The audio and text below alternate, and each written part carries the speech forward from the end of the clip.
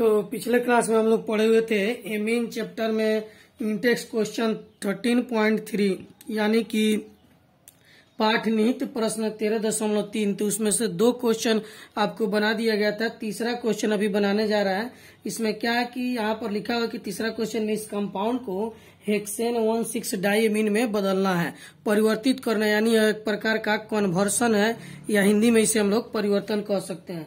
तो सबसे पहले इसका स्ट्रक्चर यहाँ पर लिखते हैं। तो ये लिख दिए Cl और CH2 का होल 4N यानी कि 4 CH2 है, तो CH2 CH2 CH2 CH2 4 CH2 लिख दिए और लास्ट में फिर Cl जोड़ दिए। अब इससे हमको बनाना है हेक्सेन 1,6 डाइएमीन। तो यहाँ पर 1 2 3 4 5 6 यह हेक्सेन हो गया और 1 पर भी एमीन है और 6 पर भी एमीन है। तो हेक्सेन 1,6 डाइएमीन बनाना है। तो इसमें करना क्या है इस परिवर्तन में, तो आइए हम लोग देखते हैं। यह कंपाउंड जो है कि यह 4 कार्बन एटम का है, जबकि यह कितना कार्बन एटम का है, 6 कार्बन एटम का है। तो इसमें एक्स्ट्रा क्या जुट गया है, यह आपको यहाँ पर CH2NH2 इधर एक्स्ट्रा जुट गया और फिर यहाँ भी CH2NH2 यह एक्स्ट्रा जुट गया है। और बाकी 4 जो कि यहाँ पर कार्बन था वह 4 कार्बन यहाँ पर भी और हाइड्रोजन के साथ है। तो इसमें क्लोरीन के जगह पर CH2NH2 इधर भी जुड़ गया और CH2NH2 उधर भी जुड़ गया, यानी कि कार्बन और नाइट्रोजन यह जोड़ना है इसमें। तो सबसे पहले इसको हम लोग क्लोरीन को हटाएंगे यहाँ से भी और यहाँ से भी रिप्लेस करेंगे ताकि और यहाँ पर कार्बन और नाइट्रोजन आ जाए। तो आइए इसको हम लोग बनाते हैं। तो इसमें हम लोग आंसर जो बनाएंगे आंसर में, तो यहाँ पर Cl CH2 फिर CH2 यहाँ पर फिर CH2 और फिर CH2 और Cl लेते हैं। अब इसका रिएक्शन हम लोग किससे कराते हैं, तो KCl के साथ कराते हैं। तो यहाँ पर जो KCl लेंगे हम लोग 2 मोल KCl लेंगे। कितना मोल KCl लेंगे, तो 2 मोल KCl लेंगे। 2 मोल KCl क्यों लेंगे, तो एक K और Cl यहाँ से निकल जाएगा बाहर और दूसरा K और Cl यहाँ से बाहर निकलेगा। तो यहाँ पर जो है कि एक KCl बाहर निकल जाएगा और दूसरा Cl यहाँ से बाहर निकलेगा और एक CN 2 मोल CN भी है, तो एक CN इधर जुटेगा और दूसरा CN इधर जुटेगा। तो हमारा कंपाउंड क्या बन जाएगा, आपको यहाँ पर देखेंगे CN यहाँ पर फिर CH2 CH2 CH2 CH2 और CN, यानी कि यहाँ पर आप लोग ध्यान देंगे कि कार्बन से ही बॉन्ड बनेगा। यहाँ भी कार्बन कार्बन के बीच बॉन्ड बनेगा और यहाँ भी कार्बन कार्बन के बीच बॉन्ड बनेगा। और होगा क्या, एक KCl यहाँ से एक Cl और K यहाँ से, इसमें 2 मोल KCl बाहर निकल जाएगा। 2 मोल KCl क्या हो जाएगा, बाहर निकल जाएगा। अब जो है कि इस कंपाउंड का हम लोग रिडक्शन कराएंगे, इसमें हाइड्रोजन जोड़ेंगे तब जाके वह कंपाउंड बनेगा। तो यह आपको मान लेते हैं स्टेप फर्स्ट और यहाँ पर आते हैं स्टेप सेकंड। तो स्टेप सेकंड में NCCH2 CH2 फिर CH2 फिर CH2 और यहाँ पर CN। अब इसका जो हम लोग रिडक्शन कराएंगे, तो यहाँ पर रिडक्शन किसके उपस्थिति में होता है, तो निकेल के उपस्थिति में रिडक्शन होता है। तो निकेल के उपस्थिति इसमें हाइड्रोजन हम लोग जोड़ेंगे। तो कितना हाइड्रोजन जोड़ेंगे, तो 2 हाइड्रोजन यहाँ चाहिए, 2 हाइड्रोजन यहाँ, यानी कि 4 हाइड्रोजन, फिर उसी तरह 2 हाइड्रोजन यहाँ और 2 हाइड्रोजन, यानी कि 4 हाइड्रोजन इधर और 4 हाइड्रोजन, यानी टोटल 8 मोल हाइड्रोजन हमको चाहिए। तो टोटल 8 हाइड्रोजन चाहिए, तो 4 H2 लिख देते हैं। 4 H2 का मतलब क्या हो गया, 4 मोल H2 का मतलब हुआ 8 हाइड्रोजन। तो यह बॉन्ड यहाँ से इसके कार्बन नाइट्रोजन के बीच बॉन्ड टूटेगा, 2 हाइड्रोजन यहाँ जुट जाएगा, 2 हाइड्रोजन यहाँ, उसी तरह 2 हाइड्रोजन नाइट्रोजन के पास जुट जाएगा और 2 कार्बन के पास। तो यह प्रोडक्ट क्या बन जाएगा, यहाँ पर ध्यान देंगे NH2, यहाँ पर नाइट्रोजन के पास 2 हाइड्रोजन जुट जाएगा, फिर इस कार्बन के पास जुटेगा CH2 यहाँ जुट गया। उसके बाद यह 4 गो CH2 हम लोग लिखेंगे। यहाँ पर CH2 CH2 CH2 और CH2 लिख दिए।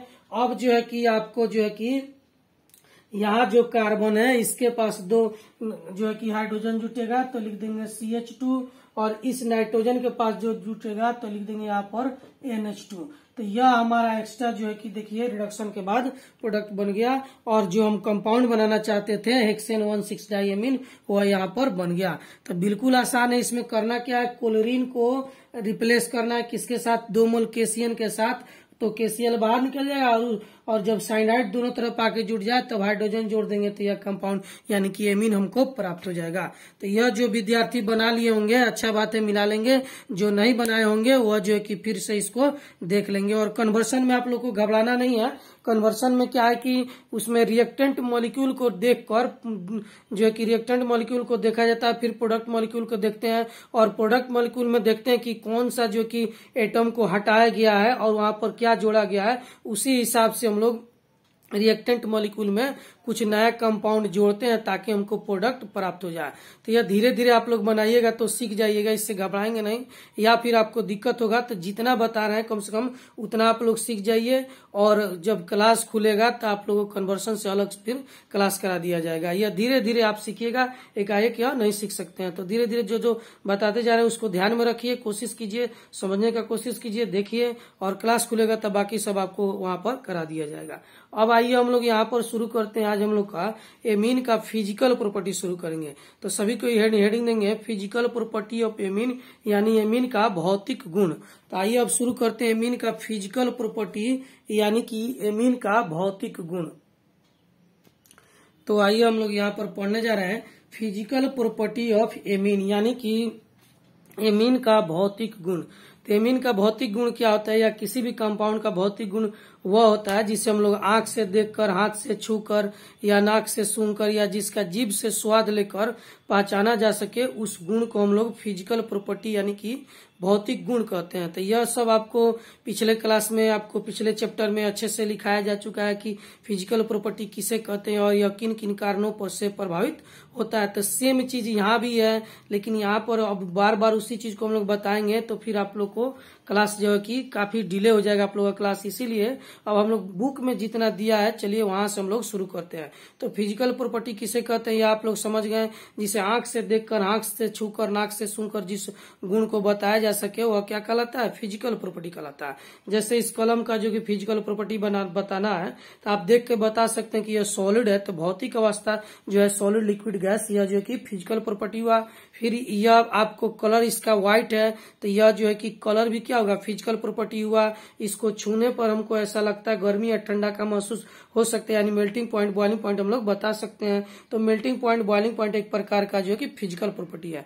पानी में इसको अगर हम लोग डाल देते हैं तो पानी में यह तैरने लगेगा, तो यह सोलबल हो जाए तो सोलबल, और नहीं सोलबल होगा तो इनसोलबल का लगे, यानी सोलबिलिटी भी फिजिकल प्रॉपर्टी है। इसे हम लोग डायरेक्ट आंख से देखकर बता सकते हैं। इन सारे गुणों की जानकारी के लिए हम लोग को किसी भी प्रकार का जो है कि रिएक्शन की आवश्यकता नहीं है। इसीलिए वैसे सभी गुण जिसे हम लोग आंख से देखकर बता सकें, उन सारे गुण को हम लोग क्या कहते हैं, फिजिकल प्रॉपर्टी और भौतिक गुण कहते हैं। तो यहाँ पर हम लोग को इस चैप्टर में फिजिकल प्रॉपर्टी ऑफ एमीन पढ़ना है, यानी एमीन का भौतिक गुण पढ़ना है। तो यह फिजिकल प्रॉपर्टी में मुख्य रूप से क्या क्या होता है, तो सबसे पहला होता है फिजिकल प्रॉपर्टी में मेल्टिंग पॉइंट। मेल्टिंग पॉइंट, तो मेल्टिंग पॉइंट को हिंदी में क्या कहते हैं, मेल्टिंग पॉइंट को हिंदी में हम लोग द्रव्यमान कहते हैं। और दूसरा आता है आपको फिजिकल प्रॉपर्टी में आपको बॉइलिंग पॉइंट। दूसरा फिजिकल प्रॉपर्टी हो गया बॉइलिंग पॉइंट। बॉइलिंग पॉइंट इसको हिंदी में हम लोग क्वथनांक कहते हैं। और तीसरा और लास्ट फिजिकल प्रॉपर्टी जो है इम्पोर्टेंट है, वह आपका हो जाएगा सोलुबिलिटी। सोलुबिलिटी, तो सोलबिलिटी, यह तीन जो है कि मुख्य रूप से फिजिकल प्रॉपर्टी है जिसे हर चैप्टर में हम लोग पढ़ते हैं, या इन तीनों से हर चैप्टर में क्वेश्चन आपको पूछा जाता है। तो यहाँ पर जो है कि मेल्टिंग पॉइंट हम लोग को नहीं पढ़ना है। इस चैप्टर में मेल्टिंग पॉइंट हम लोग को नहीं पढ़ना है, हम लोग को सिर्फ पढ़ना है बॉइलिंग पॉइंट और सोलबिलिटी इस चैप्टर में पढ़ना है। अब सवाल है कि मेल्टिंग पॉइंट क्यों नहीं पढ़ना है, तो देखिए मेल्टिंग पॉइंट में क्या होता है कि किसी भी वह तापमान जिस पर किसी ठोस को हम लोग द्रव में परिवर्तित करते हैं उस तापमान को मेल्टिंग पॉइंट कहते हैं। तो एमीन पहले से ही द्रव में रहता है तो यह ठोस के रूप में पाया ही नहीं जाता है, तो फिर इसको मेल्ट कैसे करेंगे हम लोग, तो यह पहले से ही द्रव में होता है, इसीलिए इसका हम लोग मेल्टिंग पॉइंट इसमें नहीं पढ़ते हैं। इसका मेल्टिंग पॉइंट नहीं होता है क्योंकि लिक्विड का मेल्टिंग पॉइंट नहीं होता है। मेल्टिंग पॉइंट जब भी होता है तो किसका होता है, सॉलिड का मेल्टिंग पॉइंट होता है, और यह जो है कि लिक्विड के रूप में पाया जाता है, इसीलिए इसका मेल्टिंग पॉइंट नहीं होता है। तो आइए इसमें दो चीज है, एक आपको बॉइलिंग पॉइंट और दूसरा सोलबिलिटी। तो हम लोग शुरू करते हैं इसका बॉइलिंग पॉइंट। तो बॉइलिंग पॉइंट आप लोग हेडिंग देंगे इसका जो है कि हम लोग शुरू करते हैं boiling point. Boiling point, boiling point, तो बॉइलिंग पॉइंट हम लोग पढ़ने जा रहा है। तो बॉइलिंग पॉइंट में जो है कि आपको बहुत सारा फैक्टर है जो बॉइलिंग पॉइंट को प्रभावित करता है। तो कौन कौन सा फैक्टर जो है बॉइलिंग पॉइंट को प्रभावित करता है, तो आपको यह पिछले चैप्टर में बताया जा चुका है। आइए शॉर्टकट में यहाँ पर लिख देते हैं, फैक्टर अफेक्टिंग बॉइलिंग पॉइंट, यानी बॉइलिंग पॉइंट को प्रभावित करने वाले कारक। तो कौन कौन से बॉइलिंग पॉइंट को कारक प्रभावित करते हैं, तो सबसे पहला है मोलिकुलर वेट।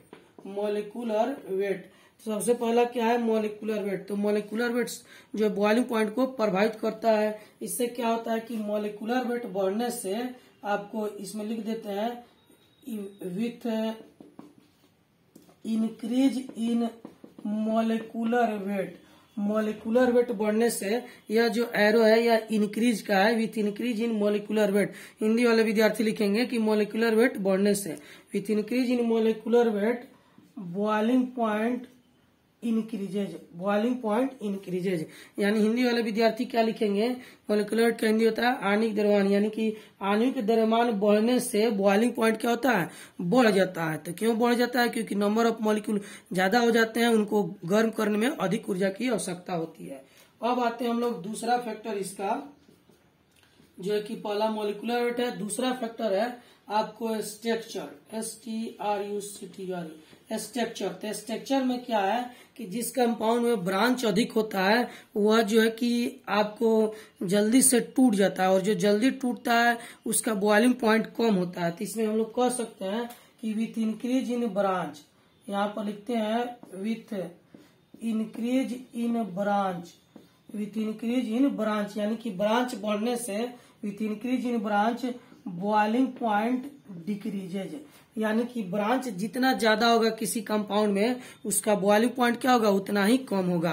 तो हिंदी वाले विद्यार्थी लिखेंगे कि ब्रांच बढ़ने से बॉइलिंग पॉइंट घटता है। ब्रांच का हिंदी होता है शाखा। और तीसरा और लास्ट फैक्टर है आपको बॉइलिंग पॉइंट को प्रभावित करने वाला तीसरा फैक्टर है हाइड्रोजन बॉन्ड, H बॉन्ड। इसका क्या कहना है कि हाइड्रोजन बॉन्ड जिस कंपाउंड में अधिक होगा उसका बॉइलिंग पॉइंट क्या होता है, अधिक होता है। तो यहाँ पर हम लोग लिखते हैं कि हाइड्रोजन बॉन्ड कैसे प्रभावित करता है, तो with increase in hydrogen bond strength, with increase in hydrogen bond strength boiling point increases, यानी कि हाइड्रोजन बॉन्ड का क्षमता जो है कि बढ़ने से बॉइलिंग पॉइंट क्या होता है, बढ़ जाता है। क्यों बढ़ जाता है, आपको पिछले क्लास में समझाया जा चुका है कि हाइड्रोजन बॉन्ड के कारण एक्स्ट्रा एनर्जी की आवश्यकता होती है। तो यही बॉइलिंग पॉइंट को प्रभावित करने वाले कारक है जो एमीन के बॉइलिंग पॉइंट को प्रभावित करता है। और बॉइलिंग पॉइंट किसे कहते हैं, आप लोग को पिछले वीडियो में बताया जा चुका है कि वह तापमान जिस पर कोई लिक्विड गैस में परिवर्तित होने की शुरुआत करता है उस तापमान को क्या कहते हैं, बॉइलिंग पॉइंट कहते हैं। तो आइए अब इसको हम लोग आगे बढ़ाते हुए जो है कि इस पर कुछ क्वेश्चन बना लेते हैं, उसके बाद हम लोग अगला फिजिकल प्रॉपर्टी पढ़ेंगे सॉल्युबिलिटी। तो आइए बॉइलिंग पॉइंट पर कुछ क्वेश्चन बनाते हैं, इसे ध्यान देंगे। जिनको दिक्कत होगा बॉइलिंग पॉइंट समझने में पिछले क्लास का जो वीडियो है उनको देख लेंगे, सब उसमें क्लियर बताया गया आपको। तो आइए यहाँ पर दिया गया है, ये क्वेश्चन आपको दिया जा रहा है, which one of the following have highest boiling point, यानी कि कहने का मतलब है कि निम्नलिखित में किसका बॉइलिंग पॉइंट सबसे अधिक होगा। तो हिंदी वाले विद्यार्थी लिखेंगे निम्नलिखित में किसका बॉइलिंग पॉइंट सबसे अधिक होगा। तो यह जो है कि सेम क्वेश्चन में जो आपको 3 क्वेश्चन दिया गया है, क्वेश्चन नंबर 1 यहाँ पर है, 2 यहाँ पर है और 3 यहाँ पर है। तो यह पहला क्वेश्चन आपको यहाँ पर दिया गया है, पहला क्वेश्चन यह आपको पहला क्वेश्चन है, इसमें पहला प्रश्न यहाँ पर है, दूसरा प्रश्न जो है कि आपको जो है कि दूसरा प्रश्न यहाँ पर है और तीसरा प्रश्न आपको यहाँ पर है। तो यह 3 क्वेश्चन दिया गया, तीनों में यही पता करना है कि किसका बॉइलिंग पॉइंट सबसे अधिक होगा। तो आइए पहला पर देखते हैं। ए नंबर में मिथाइल क्लोराइड मिथाइल एमीन है, दूसरा में इथाइल एमीन, तीसरा में प्रोपाइल एमीन है, चौथा में ब्यूटाइल एमीन है। तो यहाँ पर देखते हैं तो कार्बन की संख्या 1, 2, यहाँ पर 3, यहाँ पर 4 था। आपको बताया गया था कि मोलिकुलर वेट बढ़ने से जो है कि बॉइलिंग पॉइंट क्या होता है, बढ़ता है। तो इसमें सबसे अधिक मोलिकुलर वेट 4 कार्बन एटम का होगा और सबसे कम किसका होगा, ए का होगा। तो जिसका मोलिकुलर वेट अधिक होगा उसका बॉइलिंग पॉइंट क्या होगा, अधिक होगा, क्योंकि इसको में तोड़ने में अधिक ऊर्जा की आवश्यकता होती है, इसीलिए इसका बॉइलिंग पॉइंट क्या होता है, बढ़ जाता है। साथ में इसमें वंडरवाल फोर्स भी अधिक पाया जाता है। तो सबसे अधिक बॉइलिंग पॉइंट हो जाएगा आपका किसका, यहाँ पर इसका हम लोग यदि आंसर लिखते हैं तो सबसे अधिक डी का हो जाएगा, उसके बाद सी, तब बी, और सबसे कम किसका हो जाएगा, ए का हो जाएगा। ऐसा क्यों, क्योंकि इसका मोलिकुलर वेट सबसे अधिक है। अब दूसरा क्वेश्चन आते हैं, यहाँ पर देखते हैं तो इसमें 4 कार्बन 1 NH2, इसमें भी 4 कार्बन 1 NH2, यहाँ भी 4 कार्बन और 1 NH2। तो इस जो दूसरा क्वेश्चन में आपको सभी का मोलिकुलर वेट एक समान है, तो यह क्वेश्चन मोलिकुलर वेट से नहीं बन पाएगा। तब आते हैं दूसरा फैक्टर हम लोग ब्रांच यानी कि स्ट्रक्चर। तो आपको बताया गया था कि जिसमें ब्रांच अधिक होता है उसका बॉइलिंग पॉइंट क्या होता है, कम होता है, क्योंकि ब्रांच पड़ने से बॉइलिंग पॉइंट घट जाता है। तो यहाँ पर देखते हैं तो एक भी ब्रांच नहीं है, इसमें एक ब्रांच है, इसमें ज्यादा ब्रांच है। तो सबसे ज्यादा ब्रांच किसमें है, सी में, तो सबसे पहले यही टूटेगा, इसलिए इसमें कम ऊर्जा की आवश्यकता होती है और इसका बॉइलिंग पॉइंट सबसे कम होगा। और सबसे अधिक देरी से कौन टूटेगा, तो यह जो है कि जल्दी नहीं टूटेगा, क्योंकि इसमें ब्रांच नहीं है, इसीलिए इसको अधिक ऊर्जा देना पड़ेगा। यही कारण कि इसका बॉइलिंग पॉइंट क्या होता है, अधिक हो जाता है। तो यहाँ पर इसका यदि आंसर हम लोग देखें तो सबसे अधिक बॉइलिंग पॉइंट हो जाएगा आपको ए का, फिर बी और सबसे कम सी का। तो यह जो है कि कैसे बना है, तो जब मोलिकुलर वेट सेम हो जाए तब आपको ब्रांच से बनाना है, और ब्रांच जिसमें ज्यादा होता है उसका बॉइलिंग पॉइंट क्या होता है, कम होता है। अब आइए तीसरा क्वेश्चन में हम लोग देखते हैं आपको यहाँ पर जो है कि इस क्वेश्चन में, तो यहाँ पर सबका मोलिकुलर वेट क्या है, एक समान है, सब में 4 कार्बन 1 NH2 ग्रुप आपको यानी नाइट्रोजन ग्रुप है। तो सब में कार्बन, हाइड्रोजन और नाइट्रोजन की संख्या एक समान है, तो सबका मोलिकुलर वेट क्या होगा, एक समान होगा। अब आते हैं तो यह मोलिकुलर वेट पर नहीं बन पाएगा। तब आते हैं ब्रांच, तो इसमें ब्रांच नहीं है, ब्रांच इसको हम लोग कहते हैं जहाँ कार्बन एक दूसरे से अलग अलग चैन बनाया हुआ है। यहाँ पर देखते हैं तो यह 1 डिग्री एमीन है, या 2 डिग्री एमीन है, और यह 3 डिग्री एमीन है। तो यह कितना डिग्री एमीन हो गया, तो यह आपको 1 डिग्री एमीन, यह कितना हो गया 2 डिग्री, और यह कितना हो गया आपको 3 डिग्री एमीन हुआ। तो यहाँ पर 1 डिग्री 2 डिग्री 3 डिग्री एमीन जो है, तो यह जब ब्रांच से नहीं बनेगा, मोलिकुलर वेट से भी नहीं बनेगा, तो इसके लिए हम लोग आता है हाइड्रोजन बॉन्ड। तो इसमें हाइड्रोजन बॉन्ड जिसका मजबूत होगा उसका बॉइलिंग पॉइंट क्या होगा, अधिक होगा। जिसका हाइड्रोजन बॉन्ड वीक होगा उसका बॉइलिंग पॉइंट क्या होगा, कम होगा। तो हाइड्रोजन बॉन्ड सबसे मजबूत जो है कि 1 डिग्री एमीन बनाता है, तब 2 डिग्री और तब 3 डिग्री। तो यदि हम लोग हाइड्रोजन बॉन्ड देखते हैं, यहाँ पर हाइड्रोजन बॉन्ड H बॉन्ड जब हम लोग देखते हैं तो सबसे अधिक मजबूत 1 डिग्री, तब 2 डिग्री और सबसे कम 3 डिग्री जो है कि हाइड्रोजन बॉन्ड बनाता है, क्योंकि 3 डिग्री में तीनों साइड से कार्बन के कंपाउंड रहते हैं, इसीलिए हाइड्रोजन एटम जो है कि अच्छे से जुड़ नहीं पाता है। जबकि इसमें जो है कि एक ही साइड कार्बन के कंपाउंड है, तो इसके इधर और इधर स्पेस अधिक हो जाता है, जिसके कारण हाइड्रोजन अधिक तेजी से आकर यहाँ पर जुड़ने की कोशिश करता है। तो सबसे मजबूत हाइड्रोजन बॉन्ड किसका होता है, 1 डिग्री, तब 2 डिग्री और लास्ट में 3 डिग्री। तो हाइड्रोजन बॉन्ड सबसे मजबूत कौन बनाएगा, 1 डिग्री, इसीलिए इसका बॉइलिंग पॉइंट भी सबसे अधिक होगा। तो यहाँ पर आ गई, यदि हम लोग बॉइलिंग पॉइंट का बात करें तो बॉइलिंग पॉइंट सबसे अधिक हो जाएगा आपको ए का, फिर आपको बी का, और सबसे कम सी का बॉइलिंग पॉइंट हो जाएगा। तो इस बात को आपके बुक में दिया हुआ है हाइड्रोजन बॉन्ड के बारे में। तो यहाँ पर देखते हैं 1 डिग्री को हम लोग प्राइमरी, 2 डिग्री को सेकेंडरी और 3 डिग्री को टर्शियरी भी कहते हैं। तो यहाँ पर बॉइलिंग पॉइंट से और हाइड्रोजन बॉन्ड से रिलेटेड देखिए यहाँ पर दिया हुआ है प्राइमरी, सेकेंडरी और टर्शियरी। तो इसको यदि आप बुक में पढ़ते हैं तो अच्छे से यहाँ से आपको क्लियर हो जाएगा कि किसका बॉइलिंग पॉइंट अधिक होगा और किसका बॉइलिंग पॉइंट कम होगा। उसके बाद आपको यहाँ पर बॉक्स डायग्राम में कुछ कंपाउंड दिया गया और उस कंपाउंड का सबका जो है कि यहाँ पर बॉइलिंग पॉइंट दिया गया। तो यदि इस क्वेश्चन को आप लोग खुद से बनाएंगे तो आपको पता चल जाएगा कि किसका बॉइलिंग पॉइंट अधिक और किसका बॉइलिंग पॉइंट कम है। तो इस तरह से यदि जो भी क्वेश्चन है बॉइलिंग पॉइंट से रिलेटेड, तो 3 फैक्टर आपको देखना है। सबसे पहला फैक्टर आपको मोलिकुलर वेट, दूसरा ब्रांच और तीसरा हाइड्रोजन बॉन्ड। यदि मोलिकुलर वेट समान हो जाए तो ब्रांच पर ध्यान देंगे, और ब्रांच नहीं हो तो फिर कहाँ पर ध्यान देंगे, आपको हाइड्रोजन बॉन्ड पर। तो यह तीनों फैक्टर पर आपको जो है कि यहाँ पर क्वेश्चन बनाया जा चुका है, तीनों फैक्टर पर। तो इसको आप लोग देखें, पढ़ें और फिर समझे, और बुक में जहाँ पर बताया गया उसको भी आप लोग ध्यान से पढ़ेंगे। तो बॉइलिंग पॉइंट वाला टॉपिक हमारा समाप्त हुआ। अब आइए हम लोग फिजिकल प्रॉपर्टी का लास्ट जो टॉपिक है सॉल्युबिलिटी, यानी कि हिंदी में विलयता कहते हैं, अब उसको हम लोग पढ़ते हैं। तो हेडिंग दीजिए सॉल्युबिलिटी। तो आइए यहाँ पर देखते हैं सॉल्युबिलिटी, यानी हिंदी में कहते हैं विलयता। तो सॉल्युबिलिटी क्या होता है कि तो किसी भी कंपाउंड को या किसी भी पदार्थ को यदि हम लोग लिक्विड में डालते हैं तो दो चीज होता है, या तो लिक्विड के ऊपर तैरने लगता है या पानी के साथ बॉन्ड बना के उसमें घुल जाता है। तो यदि वह पानी के साथ बॉन्ड बनाकर घुल गया तो वह सोलबल हो गया, यदि नहीं घुला या तो नीचे जाके बैठ जाता है, नहीं तो ऊपर तैरने लगता है, तो उसको हम लोग क्या कहते हैं, इनसोलबल कहते हैं। तो पानी के साथ बॉन्ड बना लिया तो सोलबल, और नहीं बॉन्ड बनाया, नीचे बढ़ गया, ऊपर तैरने लगा, तो इसको क्या कहते हैं, इनसोलबल। जैसे 1 kg का हम लोग पत्थर लेते हैं, पत्थर को पानी में डालते हैं तो वह जो है कि नीचे जाके बढ़ गया तो उसको इनसोलबल कहते हैं। और या फिर कलम है, उसको पानी में डाल देती है, तैरने लगा, पानी में घुला भी नहीं, तो यह भी क्या हो गया, इनसोलबल हो गया।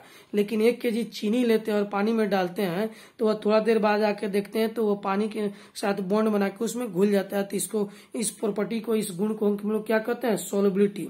तो वही जो है कि कंपाउंड के साथ भी होता है। यदि कंपाउंड पानी के साथ बॉन्ड बना ले तो सोलबल, और पानी के साथ बॉन्ड नहीं बना पाए, या तो तैरने लगे नहीं तो नीचे जाके बढ़ जाए, तो उसको इनसोलबल कहते हैं। तो सोलबिलिटी को कौन कौन सा टॉपिक जो है कि कौन कौन सा फैक्टर प्रभावित करता है, तो आइए यहाँ पर देखते हैं हम लोग सोलबिलिटी को प्रभावित करने वाला फैक्टर। तो सोलबिलिटी को 3 चीज प्रभावित करता है, मॉलिक्यूलर वेट, स्ट्रक्चर और हाइड्रोजन बॉन्ड। तो मॉलिक्यूलर वेट से क्या होता है कि with increase in molecular weight solubility decreases, यानी हिंदी में क्या कह सकते हैं कि आणविक द्रव्यमान बढ़ने से सोलबिलिटी क्या होता है, घट जाता है। तो इसको आपको पिछले क्लास में अल्कोहल और फिनॉल का जो कि फिजिकल प्रॉपर्टी पढ़ा रहे थे, हेलो अल्केन हेलो एरीन का फिजिकल प्रॉपर्टी पढ़ाया, तो वहां पर इसको अच्छे से हम लोग एक्सप्लेन किए हैं। तो जिन भी विद्यार्थी को दिक्कत हो फिजिकल प्रॉपर्टी में, तो जो है कि हेलो अल्केन हेलो एरीन का फिजिकल प्रॉपर्टी है या अल्कोहल फिनॉल ईथर का फिजिकल प्रॉपर्टी है, वहां पर जाके इसको डिटेल देख लेंगे।